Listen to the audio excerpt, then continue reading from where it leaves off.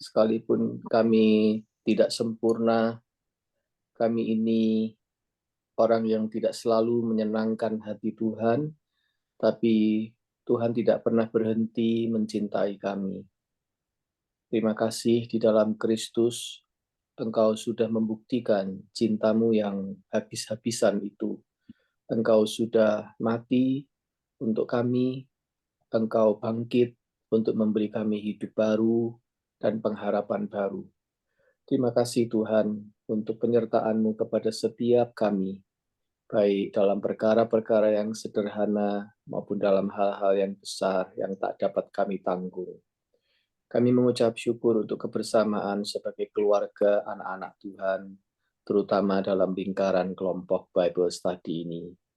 Tuhan memberkati setiap kami yang datang, Tuhan memberkati kami yang belum datang, dan Tuhan memberkati juga kami yang tidak dapat hadir pada hari ini.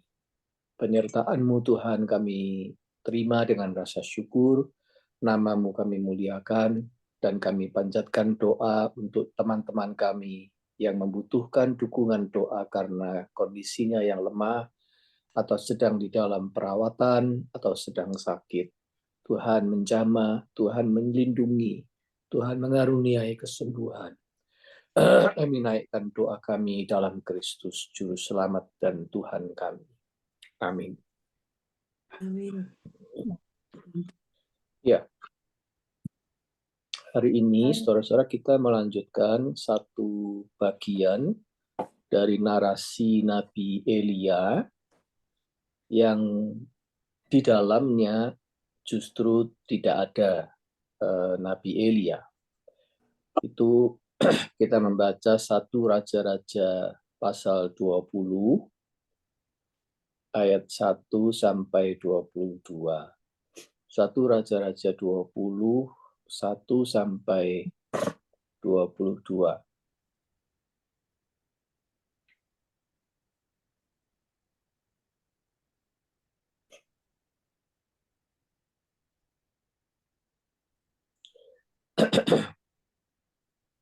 Satu Raja-Raja 20, 1 sampai 22. Kalau Christian ada, Christian bisa minta tolong membaca.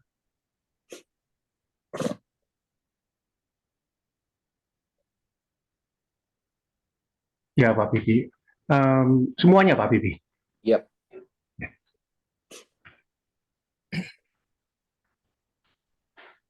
Ben-Hadad, Raja Aram, mengumpulkan seluruh tentaranya, 32 orang raja bersama-sama dia, beserta kuda dan kereta. Lalu ia maju, ia mengepung Samaria dan memeranginya.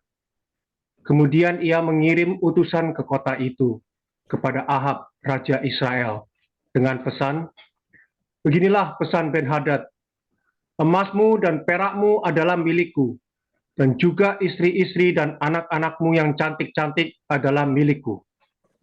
Raja Israel menjawab, katanya, "Seperti bicaramu itulah, ya Tuanku Raja. Aku ini dengan segala yang ada padaku adalah milikmu."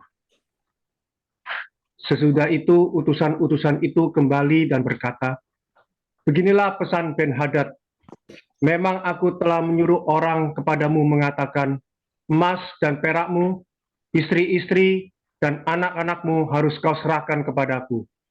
Tetapi besok, kira-kira pada waktu ini, aku akan menyuruh pegawai-pegawaiku kepadamu, dan mereka akan menggeledah rumahmu dan rumah pegawai-pegawaimu. Maka segala yang mereka lihat dan ingini akan mereka ambil dan mereka bawa." Lalu Raja Israel memanggil semua tua-tua negeri itu dan berkata, "Camkanlah, orang ini mengikhtiarkan kecelakaan kita, sebab ia telah menyuruh orang kepadaku meminta istri-istriku, anak-anakku, emas dan perakku, dan aku tidak menolak memberikannya kepadanya."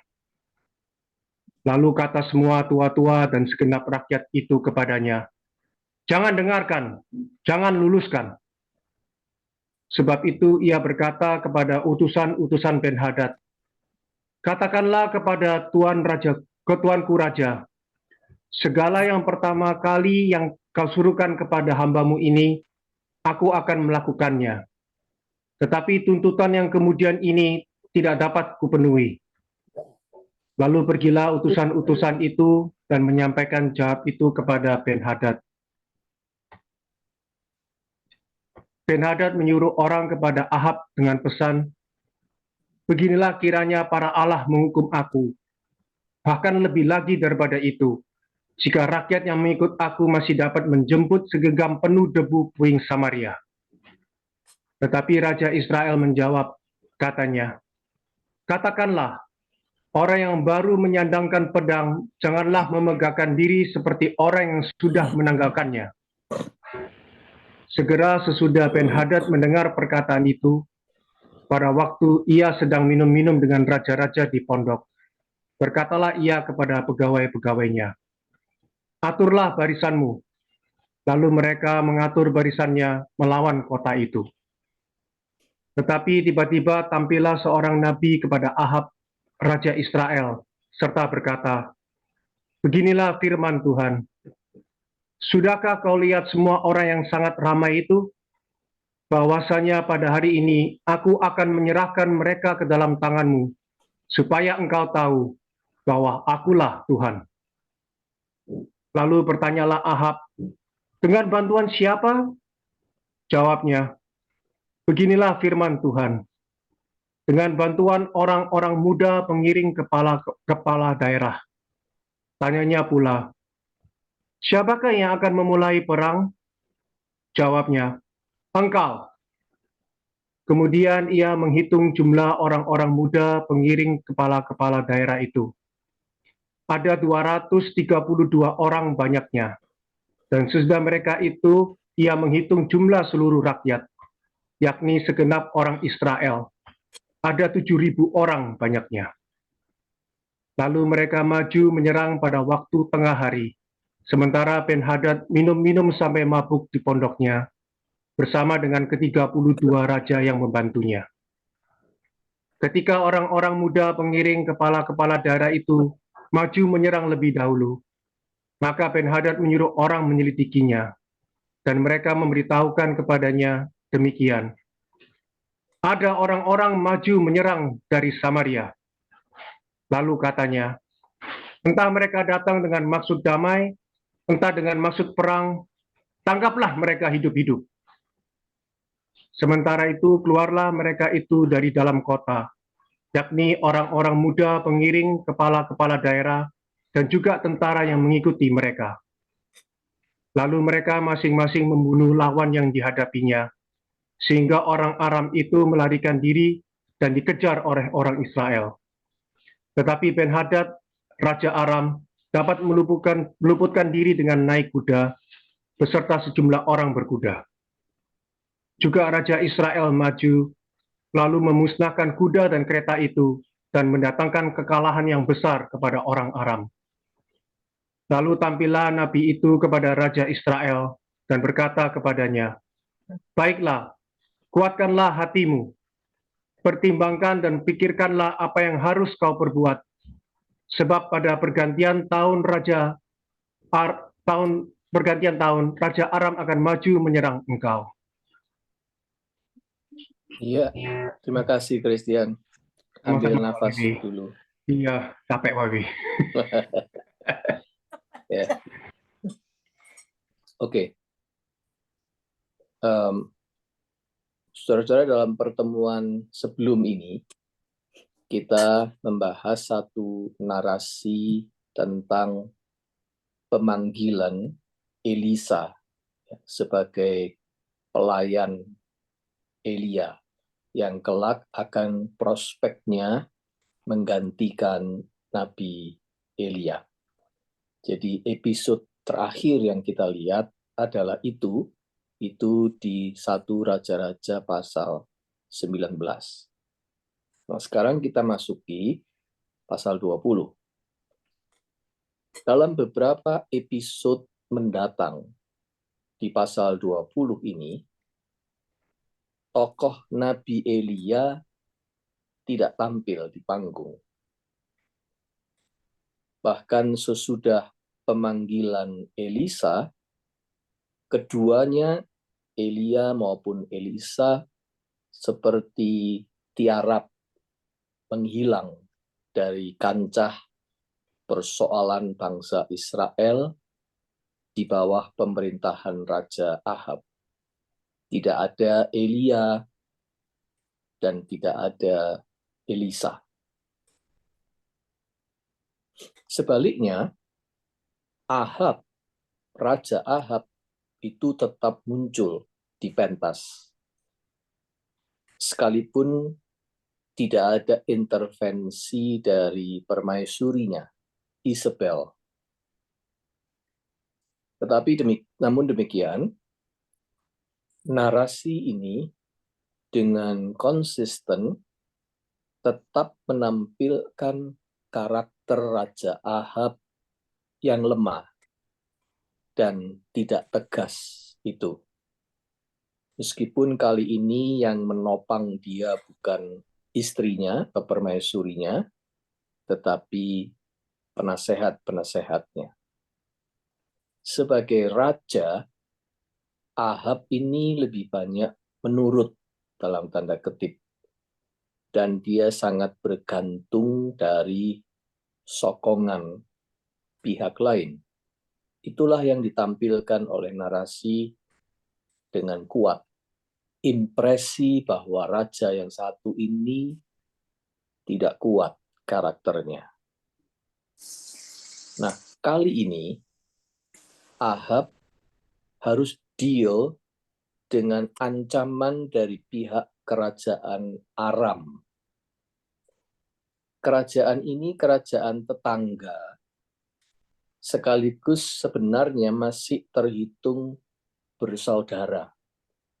Karena nenek moyang Israel dan nenek moyang Aram itu bisa ditemukan di dalam hubungan saudara antara Abraham dengan saudara-saudaranya di tanah Ur-Kasdim, yaitu Nahor dan Haran. Dari situlah, dari saudara-saudara Abraham itulah muncul orang-orang Aram. Jadi sebenarnya mereka ini masih satu nenek moyang yang bersaudara.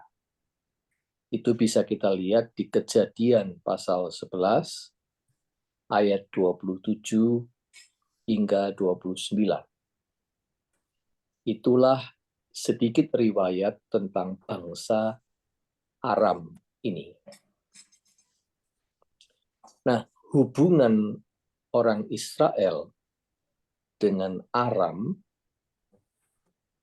dalam sejarahnya mengalami pasang surut.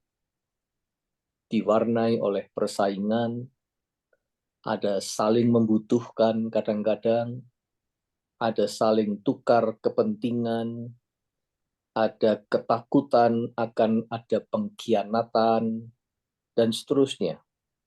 Pokoknya hubungan mereka ini hubungan yang pasang surut. Sebagaimana lazimnya di dalam percaturan politik bangsa-bangsa. Ada masa-masa dekat, ada masa-masa regang dan tegang. Nah, kali ini Raja Aram, yaitu Raja Ben-Hadad II, karena Ben-Hadad ini ada beberapa, tapi Ben-Hadad yang periodenya dekat dengan Raja Ahab dari Israel Utara adalah Raja Ben-Hadad II. Nah, raja ini, Ben-Hadad II, berniat menaklukkan dan menguasai Israel. Mengapa begitu? Satu, alasan pertama,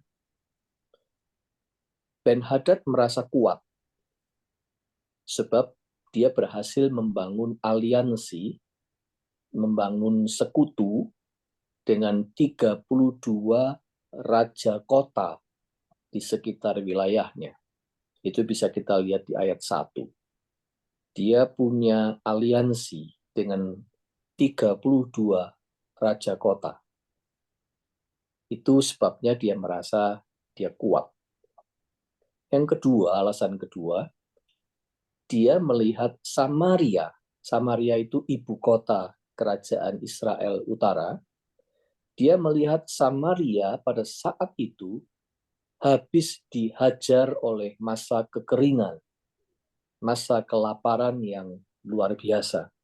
Seperti yang kita sudah tahu dari cerita-cerita sebelumnya, bukan? Yaitu masa kekeringan yang diumumkan oleh Nabi Elia. Dan itu berlangsung bertahun-tahun, sehingga istilahnya Samaria ini adalah Samaria yang habis-habisan dihajar oleh masa kekeringan dan famine, kelaparan yang luar biasa. Israel di bawah pemerintahan Ahab pada waktu itu sedang remuk, sedang hancur-hancuran. Itu sebabnya Ben-Hadad melihat titik lemah dari Israel. Ia melihat di bawah pemerintahan Ahab, bangsa Israel sedang di titik lemahnya. Itu alasan kedua. Kenapa dia mau menyerang Israel? Alasan ketiga, Ben-Hadad juga khawatir kalau Ahab akan bergabung dengan kerajaan Asyur atau Assyria yang saat itu sedang naik daun dan membahayakan bangsa-bangsa di sekitarnya. Kalau nanti Ahab bergabung dalam aliansi dengan Asyur, maka Ben-Hadad merasa terancam. Nah, 3 alasan itu membuat Ben-Hadad tidak ingin menyia-nyiakan kesempatan. Di dalam hatinya dia berkata, ini saatnya menaklukkan Israel secepatnya. Oleh sebab itu, Ben-Hadad mulai dengan serbuannya secara mental lebih dulu. Dan itu kita baca di ayat 1 sampai dengan 4. Ahab digertak dulu mentalnya. Dan dalam arti tertentu berhasil. Ahab takut. Ahab grogi. Dan respon Ahab adalah respon seorang yang merasa inferior. Ahab memang takut dengan ancaman Ben-Hadad itu.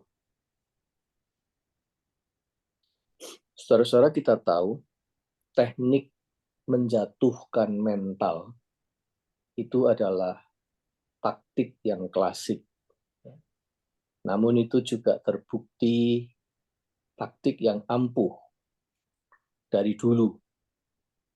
Baik itu dipakai di dalam peperangan maupun dalam pertarungan olahraga maupun di dalam persaingan bisnis ataupun dalam perebutan pacar. Semua bisa berlaku teknik ini. Teknik menggebrak dan menjatuhkan mental. Kalau lawan yang dihadapi bukan seorang yang bermental baja, maka hampir dipastikan serangan mental akan membuat dia grogi. Ya. Dan itu terjadi pada diri Ahab yang memang punya karakter tidak kuat. Ya. Sekali lagi saya mengatakan inilah justru maksud dari narasi ini, mau menunjukkan kepada kita bahwa Ahab ini tidak tangguh mentalnya. Dia digertak begitu, sudah langsung grogi. Dan dalam arti tertentu, orang yang sudah grogi secara mental, dia sudah hampir kalah sebelum dia bertarung, gitu. Ya, itulah yang terjadi di dalam realita kehidupan juga. Ya, kalau kita belum sudah grogi, ya kita sudah kehilangan separuh dari kekuatan kita. Nah, justru tua-tua dan rakyat Israel yang tidak terima dengan penghinaan yang dilontarkan oleh Ben-Hadad.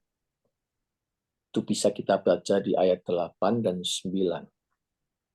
Kali ini, mereka membuat Raja Ahab menjawab tuntutan Ben-Hadad dengan lebih berani. Dan akibatnya bisa diduga, Raja Aram Ben-Hadad II naik pitam. Lalu dia mengirim pesan untuk membumi hanguskan Israel. Itu kita baca di ayat 10. Kemudian kita pun mendengar jawaban Ahab. Nah, kali ini beda. Setelah disokong oleh penasehatnya dan oleh rakyatnya, Ahab menjawab dengan jawaban yang berbeda. Katakanlah, orang yang baru menyandangkan pedang, janganlah memegahkan diri seperti orang yang sudah menanggalkannya. Itu jawaban Ahab. Itu sebuah jawaban ala dunia timur dekat kuno. Yaitu ketika seseorang menerima tantangan. Jadi kalau dia terima tantangan, itu jawabannya. Ahab menyambut tantangan untuk bertempur. Seolah-olah dia mau mengatakan begini, ayo kita buktikan omonganmu. Jangan cuma omong saja. Kamu belum perang, tapi kamu sudah bertingkah seperti orang sudah menang perang. Mana buktinya? Gitu kira-kira jawaban Ahab. Dan Ben-Hadad got the message. Ayat 12. Suasana panas membara. Samaria dalam ancaman bahaya. Nah, tetapi tiba-tiba tampillah seorang nabi datang kepada Ahab, Raja Israel, lalu berkata, beginilah firman Tuhan. Sudahkah kau lihat semua orang yang sangat ramai itu, bahwasanya pada hari ini aku akan menyerahkan mereka ke dalam tanganmu, supaya engkau tahu bahwa akulah Tuhan. Dalam situasi yang kritis itu, tampil seorang nabi menyatakan dukungan kepada Ahab atas nama Allah. Pertanyaan kita, siapakah nabi itu? Eliakah? Narasi tidak menyebutkan. Dugaan saya, saudara-saudara, memang bukan Elia. Nabi ini anonim, tidak bernama. Narasi untuk sementara, rupanya dengan sengaja memang menyimpan Elia. Elia tidak ditampilkan, dan yang tampil di panggung bukan Elia. Nabi lain, anonim. Mengapa? Untuk apa? Untuk apa narasi ini menyimpan tokoh Elia? Tidak tampil di panggung. Pertama, alasannya adalah untuk memberi ruang bagi proses pemuritan Elisa. Baru terjadi pemilihan, pemanggilan terhadap Elisa, bukan? Kita sudah membicarakannya. Perlu waktu, perlu ruang kesempatan untuk pemuritan bagi Elisa. Dan biasanya proses pemuritan itu berlangsung dalam ketersembunyian. Yang kedua, itu adalah untuk menunjukkan kebenaran bahwa masih ada nabi lain yang setia kepada Allah pada zaman Ahab selain Elia. Sebab Elia sempat menduga bahwa dia tinggal seorang diri satu-satunya, bukan? Kita sudah membahas dalam episode yang waktu Elia frustrasi itu. Dan sekarang narasi ini ingin membuktikan bahwa memang tidak benar. Sekali lagi narasi ingin mengatakan Elia bukan satu-satunya. Not the only one. Seperti yang Elia sangka sebelumnya. Itulah alasan kenapa saya menduga bahwa nabi ini memang bukan Elia. Karena dengan sengaja narator ingin mengatakan, menegaskan dua hal tadi. Satu, perlu kesempatan untuk pemuritan bagi Elisa. Oleh sebab itu Elia dan Elisa tidak tampil. Dan yang kedua, untuk membuktikan bahwa nabi masih ada yang lain. Bukan cuma Elia yang satu-satunya tersisa. Saudara-saudara, menjadi satu-satunya itu adalah dambaan sebetulnya. Dambaan manusia, terutama di dalam dunia pekerjaan. Istilahnya, menjadi satu-satunya itu Anda akan menjadi irreplaceable person. Irreplaceable, tidak tergantikan. Orang penting, orang yang sangat dibutuhkan. Yang oleh karena itulah dia akan punya bargain power yang besar. Dalam dunia pekerjaan, kalau orang bisa menjadi irreplaceable person, oh itu hebat. Karena dia akan jadi orang penting, dia amat dibutuhkan dan bargain power-nya besar. Tetapi di dalam dunia pelayanan atau pekerjaan untuk Tuhan, tidak ada posisi satu-satunya yang irreplaceable itu. Tidak ada orang yang boleh menganggap dirinya tidak tergantikan atau satu-satunya yang paling hebat dan paling dibutuhkan. Tidak ada. Ini pesan penting dari narasi ini.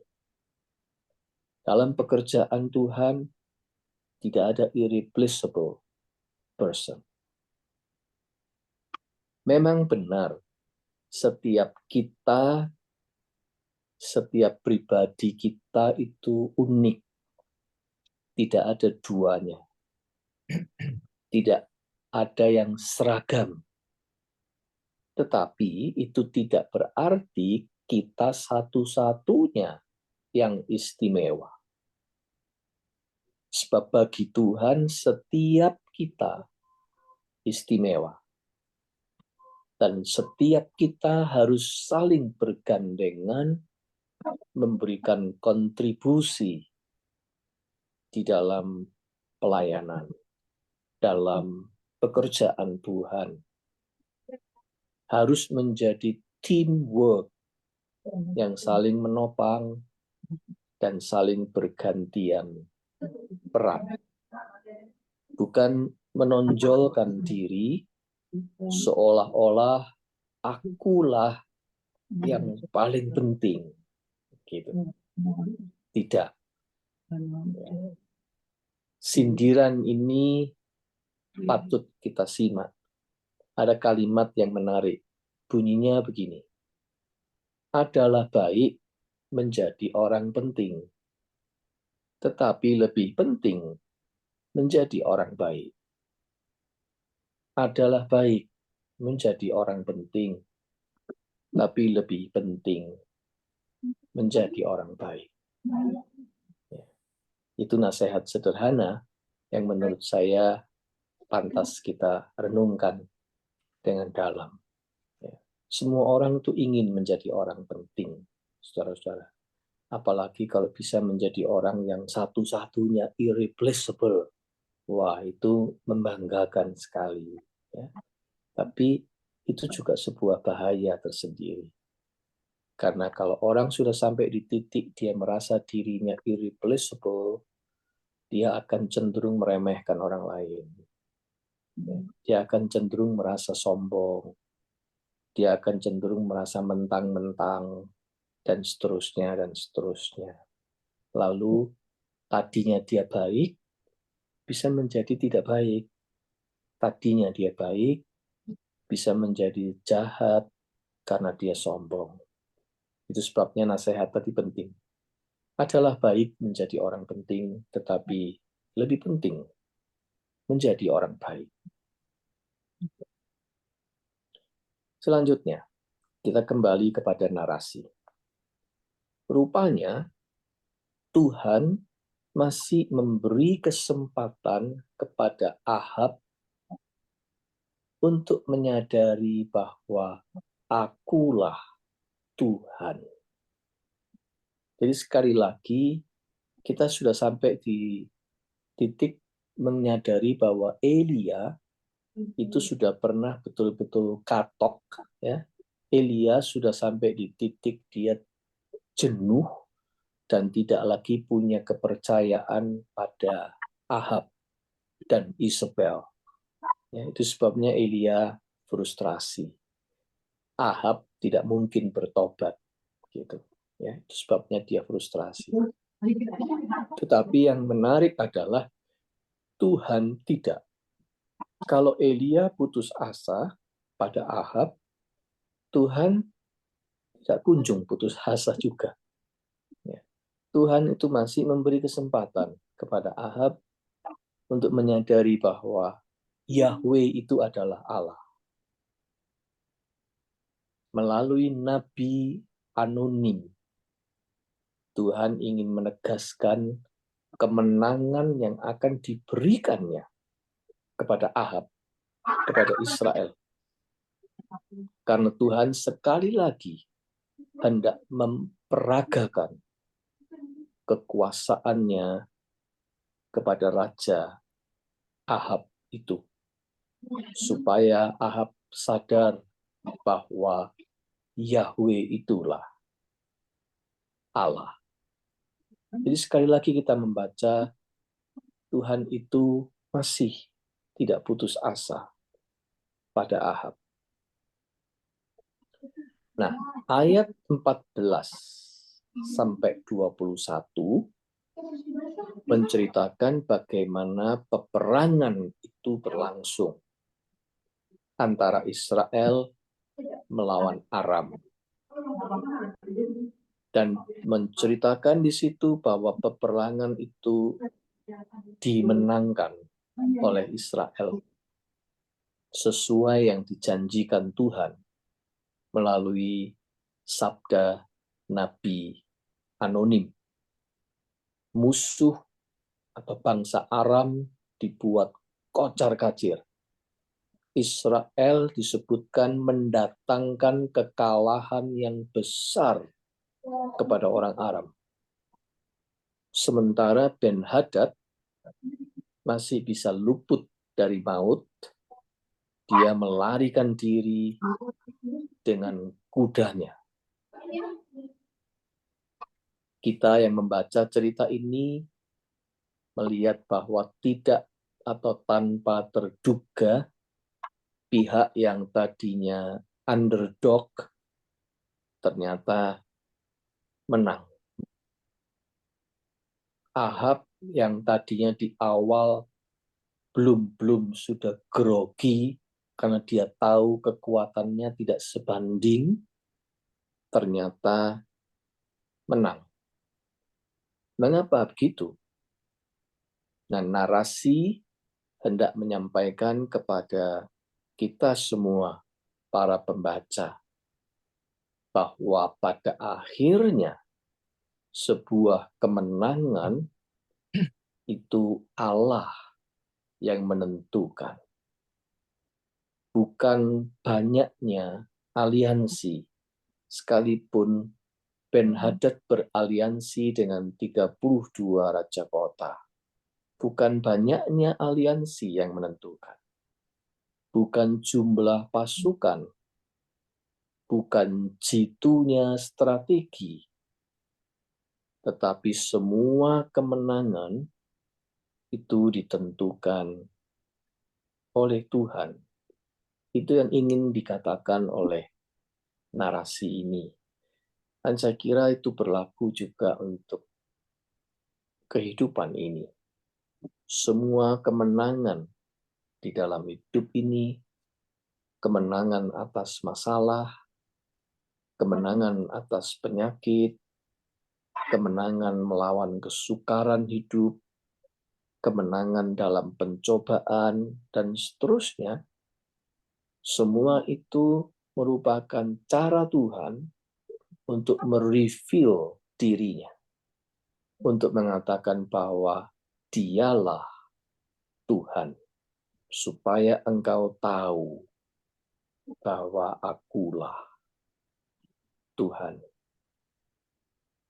Saya kira itu sesuatu yang penting, saudara-saudara, di dalam hidup ini ketika kita menghayati sebuah keberhasilan, kita menghayati sebuah prestasi, achievement, atau kita menghayati sebuah kemenangan atas pertarungan melawan persoalan hidup, dan seterusnya, dan seterusnya. Kita tidak pernah boleh berhenti dengan sekedar, ya hore, kita menang, gitu ya. Tetapi kita harus mencari yang lebih deeper. Apa yang Tuhan ingin katakan melalui semua ini? Apa yang Tuhan sedang reveal kepada kita? Itulah pelajaran penting dari apa yang ingin disampaikan oleh narasi Elia so far sampai di sini. Ya, kita berhenti sampai di sini dulu dengan episode